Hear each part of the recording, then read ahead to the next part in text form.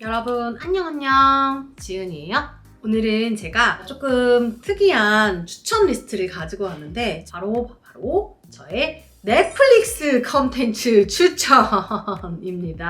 드라마부터 영화, 애니메이션, 다큐멘터리까지 좀 몇 가지씩 골라봤어요. 내가 넷플릭스를 그렇게까지 엄청 많이 보는 스타일은 아니야. 그래도 한 번 보면은 집중을 잘해서 보는 편이고 해외 컨텐츠 위주로 많이 이렇게 보다 보니까 미드는 또 너무 많고 다양하잖아요. 그래서 약간 해외 시리즈 중에서 정말 좀 재밌는 거 한번 찾아보고 싶다라고 하시는 분들한테 좀 좋은 추천 리스트가 될 수 있을 것 같아요. 그냥 저는 로맨스 빼고 다 좋아해. 그렇다고 해서 완전 로맨스 제로 이건 아니에요. 약간 영화보다는 시리즈물을 좀 좋아하는 편이라서 계속 좀 정주행할 수 있는 위주의 컨텐츠를 추천해 보도록 하겠습니다. 드라마 라인부터 좀 얘기를 해볼게요. 첫 번째 아이템은 쉐임리스라는 드라마예요. 약간 성향이 나오는 것 같은데 아니야.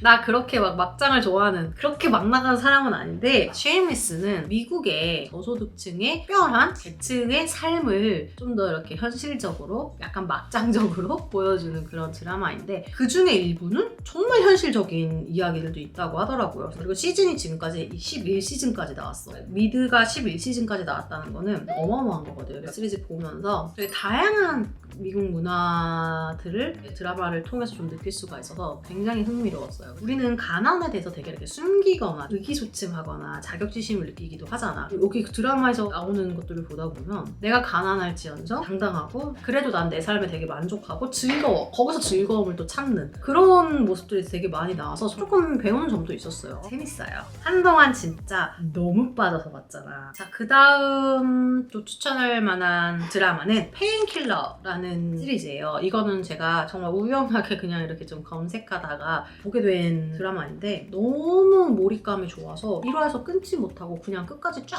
다 정주행했던 몇 안 되는 시리즈 중에 하나예요. 이 시리즈 자체는 2023년도 작품이고 딱 6부작이거든요. 근데 진짜 시간이 순삭이야. 내용이 너무 흡입력 있거든. 전반적인 내용은 그 미국의 옛날 과거에 오피오이드라는 그 진통제 계열의 중독 사태를 다룬 약간 사회 고발적인 드라마인 거지. 여기서는 이제 퍼듀라는 제약회사가 나와요. 아편이라고 우리가 흔히 부르는 그 성분의 진통제를 신약 개발을 해서 환자들이 그로 인해서 얼마나 많은 중독자들이 양산이 되고 얼마나 많은 가정이 파괴되었는지 이런 이야기를 다룬 그런 스토리인데요. 또 저는 이런 일이 진짜 있었다고? 이게 진짜 실화인가? 그런 실화 사건을 알게 되었던 가장 좋았던 드라마 중에 하나이고 두 번째는 약물의 위험성, 성분에 대해서 이 드라마를 해서 다시 계기로 되게 좀 많이 공부를 하게 되고 알게 되었어요. 너무 충격적인 내용도 많았고 이게 진짜 실제 이야기라고 하니까 그 후에 스토리까지 찾아보게 만들었던 그런 드라마였어요. 주변 사람들한테 좀 뭐 볼 거 없냐 물어본다면 제가 항상 강력 추천하는 시리즈 중에 하나입니다. 세 번째! 드디어 나오는 로맨스의 버진 리버라는 시리즈예요. 지금 6시즌까지 나와 있고 저는 다는 못 봤고 이제 한 시즌 한 4까지 보다가 중간에 다른 거 보느라고 잠깐 멈춰있는 시기인데 미국의 대표적인 로맨스 시리즈물이에요. 주인공인 여자가 간호사로 대도시에서 일을 하다가 우리나라로 따지면 정말 작은 시골 마을 있잖아요. 거기로 이제 이사를 오게 되면서 그 작은 마을에서 겪는 다양한 인간관계 그리고 새로운 사랑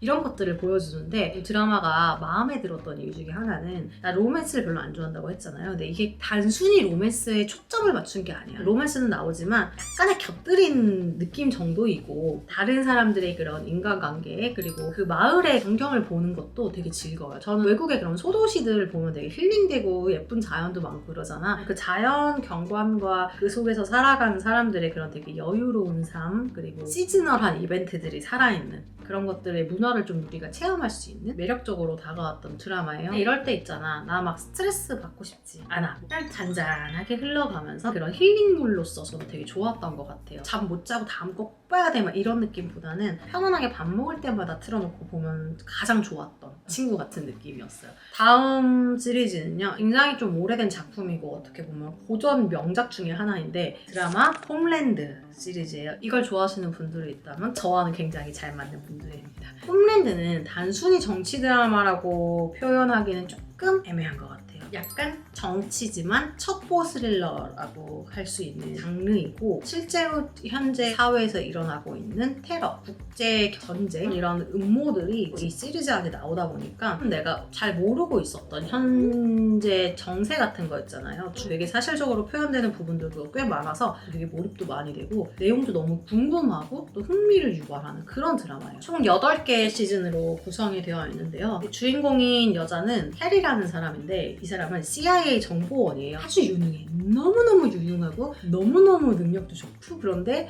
굉장히 감정적이고 정신적인 이런 문제 때문에도 고생을 많이 하는데 그럼에도 불구하고 누구보다도 날카롭고 누구보다도 일을 잘하는 전문적으로 훈련된 요원이에요. 그녀가 겪는 다양한 이 국제 정세 속에서 다양한 음모와 이 정치적인 소용돌이를 그린 드라마입니다. 서로 막 배신하고 같은 편이었다가 자기들만의 아는 그런 막 코드로 다시 상대방을 막 엿먹이고 이런 게 너무 저는 흥미롭더라고요. 각 시즌마다 토픽으로 되는 상황에 대한 배경이 다 달라요. 뭐 예를 들어 시즌 1은 아프간에서 미국과 전쟁이 있었을 때 전쟁 포로로 잡혀갔던 미군이 몇 년 만에 산채로 발견되는 거야. 죽었는 줄 알았었는데 그 사람이 다시 미국으로 돌아오면서 일어난 에피소드를 다루는 건데 굉장히 흥미로웠고 어떤 또 에피소드에서는 뭐 유럽에서 진행이 되는데 테러를 막기 위해서 자국민들의 정보를 어느 정도까지 제한하고 국가에서 그거를 염탐하는지 뭐 이런 거에 대한 내용 마지막 시즌까지도 마무리가 저는 개인적으로 마음에 들어서 강력도 추천하는 시리즈 중에 하나입니다. 다음 컨텐츠는 넷플릭스에서 비교적 새로 나온 컨텐츠인데요. 이 홈랜드를 좋아하셨다면 초이스가 될 수 있었던 게 내 안의 괴물이라는 시리즈예요. 스릴러이고요. 좀 8부작인데 굉장히 부유한 어떤 베스트셀러 작가가 부유한 지역에서 살고 있는데 옆집에 어떤 누군가가 이사를 와요. 우리나라로 따지면 약간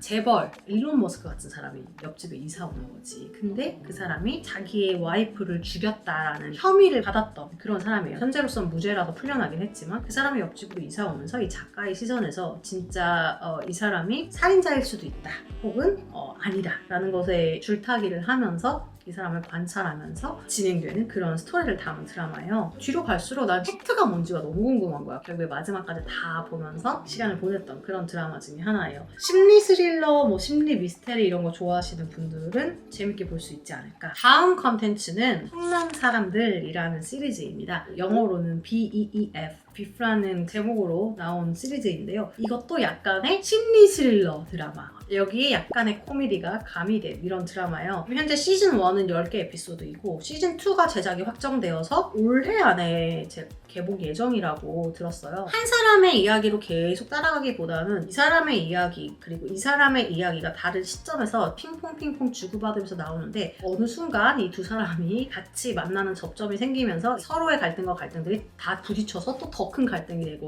이런 상황들이 연출되는 드라마입니다. 이거를 정확하게 어떤 장르의 어떤 이야기다라고 딱 한마디로 정의내릴 수가 없었어. 정말 새로운 이야기였고 새로운 스토리였어. 굉장히 풍자적인 것들이 요소마다 들어가 있었고 그것들을 약간의 블랙 코미디로 살짝 승화해서 선을 넘지 않으면서도 좀 재밌게 즐길 수 있게 흡입력이 되게 커가지고 그냥 한번 보면 쭉 끝까지 이어보게 되는 그런 이야기였어요. 그래서 작품성이 높은 뭐 드라마를 좋아한다라고 하시는 분들한테는 또 되게 좋은 선택이 될 수 있을 것 같아요. 마지막 시리즈 중에 하나 영 셸든이라는 시리즈입니다. 이거는 유명하죠. 빅뱅 이론의 후속 이야기에 가까워요. 빅뱅 이론에서 워낙에 셸든이라는 캐릭터가 너무 인기몰이를 해서 셸든의 어린 시절의 이야기를 만들어낸 시리즈가 영 셸든이에요. 재밌는 거는 이 영 셸든에서 파생된 드라마가 있더라고요. 제가 얼마 전에 그 일본 크루즈를 갔더니 그 셸든에 나왔던 셸든의 형과 형수의 이야기가 또 다른 드라마 시리즈로 나왔더라고요. 그만큼 사랑을 굉장히 많이 받는 그 빅뱅 이론에 계속 이어지는 이야기들 중에 하나인데 총 7개의 시즌으로 완결이 났고 회당 러닝타임이 한 22분 정도라서 가볍게 시트콤을 보는 느낌으로 에피소드마다 보기가 굉장히 편합니다. 아주 큰 갈등이나 아주 막 잔인한 장면이나 이런 거 없이 잔잔하게 좀 흘러갈 수 있고 가족들도 함께 볼 수 있는 또 그런 컨텐츠다 보니 또 마음에 들었고 셸든이라는 캐릭터가 어렸을 때부터 어떤 식으로 성장해 왔는지를 보여주는 건데 정말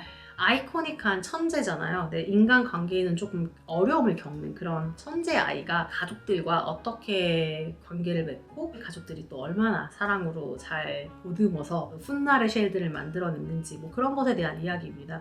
저는 이 드라마가 좋았던 게 단순히 쉘드라는 캐릭터가 내가 좋아하는 캐릭터였던 부분도 물론 있지만 옛날의 텍사스, 굉장히 트레디셔널한 미국의 텍사스 문화를 대리 체험해 볼 수 있는 요소들이 있었어요. 새로운 배경의 드라마를 볼 수 있어서 저한테는 좀 이런 환경적인 부분도 굉장히 매력적으로 다가왔고요. 그리고 뭐 이거 스포는 아니지만 결국에 쉘드는 아버지가 일찍 돌아가셨잖아요. 아버지가 살아계실 때 이야기가 나오면서 나중엔 굉장히 또 큰 감동 포인트도 많다 보니까 재밌게 볼 수 있는 빅뱅 이론을 좋아한다면 이것도 분명히 좋아하지 않을까. 빅뱅 이론을 안 봤더라도 이거 정말 재밌을 거예요. 그래서 제가 좋아했던 시리즈 중에 하나로 추천을 드리게 되었습니다. 이제 다음 컨텐츠는 다큐멘터리를 좀 추천해 드리려고 해요. 넷플릭스 다큐멘터리가 굉장히 많은데 최근에 봤던 것 중에 결말이 좀 정말 충격적이면서도 저는 약간 좀 예측했었던 다큐멘터리를 좀 추천드릴게요. 제목이 의문의 발신자 고등학교 캣피싱 사건라는 실화를 바탕으로 한 다큐멘터리예요. 영어로는 뭐 Unknown Number, The High School Catfishing이라고 되어 있는데 미국 내에서도 굉장히 반향을 일으켰었던 사건이라고 하더라고요. 10대 소녀가 있었는데 그 소녀랑 그 남자친구의 휴대폰으로 끊임없이 막 욕설과 조롱과 험담이 계속 휴대폰으로 들어오게 되는 거지. 1년이 넘도록 이런 사이버 불링을 당하면서 이 소녀와 남자친구가 겪는 그런 일련의 일들 그리고 범인을 밝히기 위해서 경찰들이 수사를 하는 과정에서 일어나는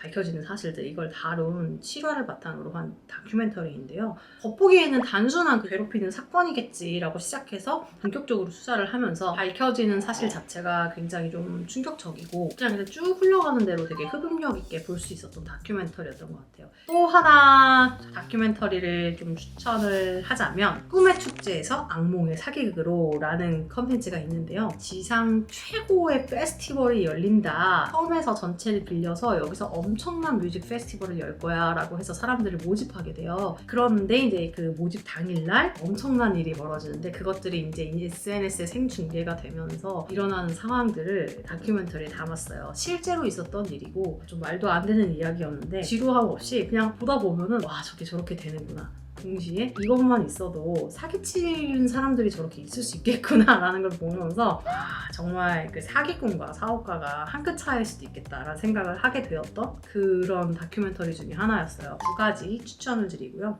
영화 첫 번째 영화는 프렌치 숲라는 영화예요. 프랑스의 미식 로맨스 영화라고 하네요. 요즘에 막 흑백 요리사 때문에 여러분들이 막 쿠킹쇼도 좋아하고 요리하는 거 보면 좀 힐링되기도 하고 신기하기도 하잖아요. 요리가 완성되는 과정을 보는데 그 과정들이 굉장히 깔끔하고 그 장인들이 만드는 것에 대한 완벽함을 보는 그런 쾌감이 있단 말이지. 그거를 좀 잔잔하게 정제된 화면으로 좀 느끼고 싶다라고 하시는 분들한테 최종의 영화가 되지 않을까. 2023년에 개봉한 영화인데 칸 영화제에서 감독상을 받은 영화라고 해요. 배경 자체가 19세기 말 프랑스 시골 마을이에요. 벌써 뭐 너무 막 오잖아 그런 느낌. 여기서 나오는 캐릭터가 전설적인 미식가 도댕이라는 사람과 그 사람의 이제 연인인 외젤이라는 사람의 같이 살면서 함께 음식도 만들어가고 호흡을 맞추면서 이 파트너로서 어떻게 음식을 대하고 또 이들에게 이런 음식이라는 것들이 어떤 의미가 되는지를 전체적인 여정을 잔잔한 필름으로 보여주는 그런 영화예요. 처음에 이제 딱 영화 시작하잖아요. 웬만한 대사가 없고 그냥 진짜 계속 주방 동선에서 만찬을 준비하는 모습이 나오는데 그게 정말 너무 아름다웠어요.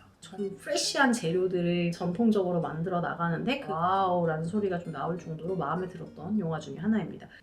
미식을 좋아하신다면 되게 좋은 선택이 될 것 같아요. 다음 추천 영화는요. 바로 넷플릭스에 있는 더 킬러라는 영화인데요. 이게 단순히 킬러나 스나이퍼가 나오는 그런 영화들을 보면 약간 좀 오락성 액션 영화들이 많은데 얘는 약간 액션이지만 살짝의 스릴러와 심리전이 가미된 굉장히 스타일리시한 그런 영화더라고요. 일단 주인공이 마이클 패서벤더라고 엑스맨에서 그 매그니토로 나왔던 그 배우가 킬러 역할을 맡았고요. 감독이 조금 유명해요. 데이비드 핀처. 전반적인 분위기가 조금 음울하면서 살짝 다크하지만 짜임새 있게 넘어가는 그런 내용들을 굉장히 좀 잘 담은 것 같아요. 그 스토리 자체는 완벽한 킬러이지만 어떤 예기치 못한 사건에 휘말리게 되면서 고용주에게 쫓기게 되는 그 이후에 내가 생존을 향해서 어떻게 나아가는지를 좀 보여주는 그런 영화입니다. 오락성 있는 그런 영화보다는 조금 더 집중력 있게 볼 수 있을 만한 스릴러에 관한 영화 재밌을 것 같다 하시는 분들에게 추천드립니다. 마지막으로는 일본 애니메이션 2개를 좀 추천드릴 건데요. 저는 몰랐는데 넷플릭스에서 가장 그 큰 카테고리 중에 하나가 애니메이션이래요. 하나는 고전 명작이죠. 원래 알고 있었던 작품 바로 아키라입니다. 어떻게 보면 SF랑 이 사이버펑크라는 장르를 만든 시조새 같은 컨텐츠가 이 아키라라고 하더라고요. 이 이후에 그 사이버펑크라는 장르가 그렇게 생겨난 거고, 그 때문에 모든 사이버펑크 장르 보면 일본적인 분위기가 풍기게 되잖아요. 개봉 연도도 무려 1988년이야. 내가 3살 때 이런 가상의 세계를 만들어냈더라고. 그건 정말 대단한 것 같아요. 2019년에 기존에 있던 도쿄가 그 핵전쟁 때문에 무너지고 그 이후에 도쿄가 된 거예요. 다시 재건이 된 그 거대한 도시인 네오 도쿄를 배경으로 비밀리에 진행하고 있는 그런 실험, 여기에 이제 어떤 청소년들 집단이 맞물리면서 일어나는 다양한 사건을 다룬 그런 영화입니다. 지금 보더라도 애니메이션의 퀄리티가 너무 좋았고요. 그런 배경적인 것을 만들어낼 수 있다는 그 상상력이 굉장히 저는 대단하다고 생각했어요. 약간 디스토피아적인 분위기를 좋아한다, 사이버펑크 같은 걸 좀 좋아한다 라고 하시는 분들한테는 재미있는 이야기가 될 수 있을 것 같고, 아키라라고 하면 또 상징적으로 나온 그 오토바이 씬 있잖아요. 그런 것들도 굉장히 보는 맛이 있는 그런 애니메이션이었어요. 드디어 마지막 애니메이션 추천입니다. 터무니없는 스킬로 이 세계 방명밥이라는 한국어 그 제목을 가지고 있는 굉장히 좀 긴 제목이죠. 앞전에 설명드렸던 다른 컨텐츠와는 궤를 달리하는, 보법이 정말 완벽하게 다른 그런 컨텐츠라서, 하지만 저는 또 이런 장르를 너무 좋아하기 때문에 약간 이세계물, 우리 차원이 아닌 다른 이세계를 배경으로 하는 요리와 힐링 주제를 이렇게 절묘하게 섞은 그런 애니메이션이에요. 일단 나는 먹는 거, 요리하는 거 나오는 걸 되게 좋아해요. 이 애니메이션을 좋아했던 이유 중에 하나는 아주 평범한 회사원이 현대에서 갑자기 이 세계, 이상한 판타지 세계로 소환이 돼요. 근데 아무 능력이 없어. 다른 사람들은 막 용사 아닌 마법사인데 얘는 그냥 상점창을 열 수 있는 그런 스킬이 하나가 있는 거예요. 그래서 얘는 그냥 방출이 돼서 그 이 세계에서 살아가는 건데, 그 상점창 능력이 생각보다 되게 요긴하고 뛰어내요. 그 상점창을 열면 현대에 예를 들어 쿠팡이랑 연결이 되는 거야. 실제로 내가 뭘 주문하면 바로 받을 수 있는 거야. 그 재료를 가지고 이 세계에서 요리를 해나가는 그런 컨텐츠예요. 근데 생각해봐. 중세가 배경인 이 세계에서 MSG가 잔뜩 들어간 일본식 스키야키 소스로 구운 고기를 먹으면 얼마나 맛있겠어. 그런 거예요. 온갖 재밌는 상상들이 짬뽕이 된, 하지만 재밌는 에피소드들이 굉장히 많아요. 제가 해외여행 갈 때 비행기에서 보통 다운로드 받아서 보는 컨텐츠 중에 하나가 요 애니메이션이에요.